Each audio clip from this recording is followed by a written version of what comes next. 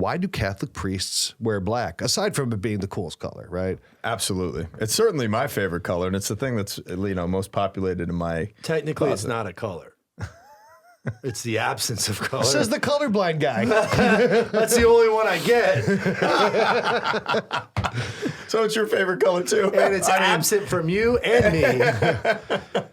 So, I mean, this goes together with, like, why do priests wear blacks? Why do priests wear collars? Why do they wear robes? And I'm sure that that's a curious thing for all sorts of people that are not Catholic or even Catholic. Why? Why does a priest kind of stand out like that? Well, first and foremost, we get our ecclesiastical garb, the sense of church garment or church garb, what priests wear, from an ecclesiastical tradition that's rooted in academia, actually, because for the most part, priests were the educated people in a community. They were the ones who were driving education. They were the ones who were driving healthcare. They were the ones driving all sorts of, societal initiatives to minister to the poor. Mm-hmm. So, all sorts of things. So they needed to be identifiable, and it was primarily like academic garb. So that's where the cassock originally comes from. But as time goes on, like the sense of what this represents to me personally, and what it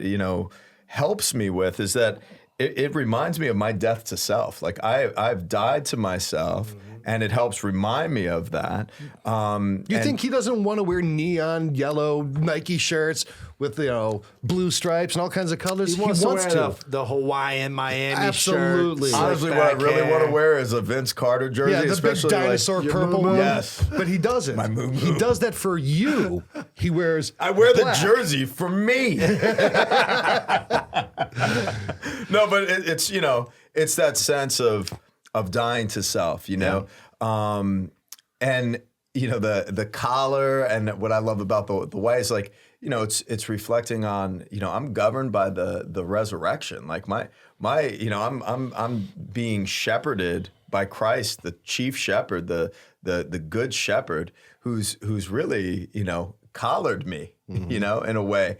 And I'm governed by that. Like I'm directed by that, which I appreciate. And the Lord knows I need a collar, in all reality. Like I need that. What is that collar called?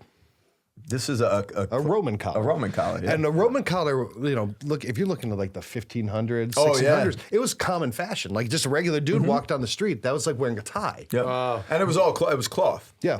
And it goes all the way around the neck. Yeah. Keep the neck sweat off the garment. It's a lot of the stuff is practical. Yeah. And a lot of it comes from the traditions. But then they kept on wearing it, and then as fashion changed, they stood out more and more. And then it kind of took on more meaning. It became like, well, I mean, if you walked down the street and you saw someone wearing a top hat and a three-piece suit, you'd be like, what's up with this dude? Yeah. That's only 100 years ago, where that was common.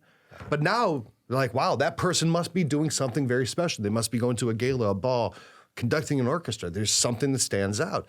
And it's the same kind of concept with the Roman collar, with even the vestments. They were common wear, and then as fashion moved on and, they stayed in the same kind of clothes, it became unique, and then it kind of has this different historical divergence to where it develops on its own. And that's what I love about the transcendence of what we do in the practice of the faith, is that we have customs and we have traditions that we still retain. Yeah. And there is a sense of timelessness, in respect to what we wear and what we do. Yeah. And there should be that associated with the liturgy. So when you come to the robes that we wear and to, copes and vestments, and we've done shows on this stuff, which we highly recommend taking a look at, and we could probably throw some hyperlinks in there. Hyperlinks? What is this, 1999? Well, speaking of 1999, the whole sense of cassock, like, in the 70s, it wasn't like 70s, 80s, it wasn't popular to wear a cassock in clerical attire.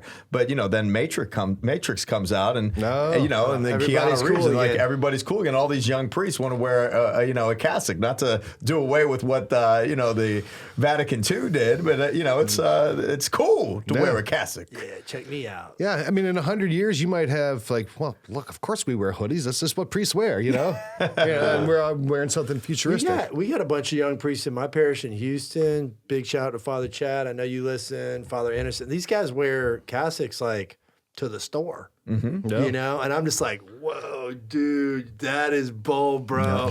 Like that. I mean, that is like so bold, But they just walk around just like, whatever, you know. I'm I just tell you getting what, my stuff. it stops people in their tracks. So like does. I remember going into the hospital with two sisters, the Nashville Dominicans. They were visiting the kids at St. Joseph Academy, and I'm dressed in like a suit, collar, and we're walking down the middle of the hospital, man, and like doctors, nurses, you know, executives, and you know, like people were just like getting out of the way, and we were going through the hospital to go visit this kid that her heart stopped. And I mean, it was beautiful. And we walked down, I had chills just up and down my body, and we went and prayed over her, and the effective, the fullness of the church ministry, meeting her with a sister, two religious consecrated women that are meeting her in prayer, and that feminine deposit of consolation, and then you know being the priest and chaplain of you know that student.